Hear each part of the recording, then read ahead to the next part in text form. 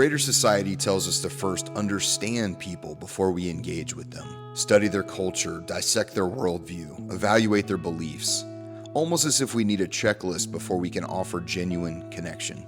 But Jesus broke that barrier completely. He didn't tell us to research people before loving them. He taught us to love before knowledge.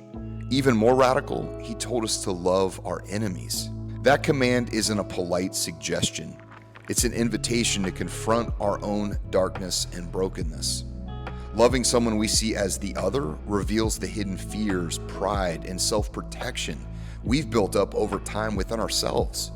In truth, loving our enemy often has less to do with changing them and everything to do with changing us. And here's the complicated part. We can't sit safely behind books, podcasts, or news feeds and claim we've learned about people different from us. Jesus' call isn't to safe observation, it's to relationship. If we're uneasy about a certain culture or religion, maybe that's exactly where we're supposed to go. Not to fix, convert, or sway, but to be present. If a group of people makes us uncomfortable, maybe the Spirit is nudging us toward them, without agenda, without superiority, without fear. Because real love doesn't come from distance, but presence. The already and not yet of God's kingdom is that love and reconciliation have broken into our world, but not in their fullness.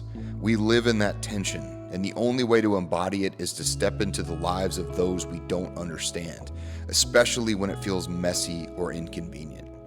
This is where radical inclusion becomes more than a concept. It becomes the posture of our lives. It's saying, I don't have to agree with you to walk with you. I don't have to understand everything about you to love you. I don't need to control the outcome of our relationship. I just need to show up for you and you for me. The wisdom of Jesus is that love precedes knowledge. First, we give ourselves.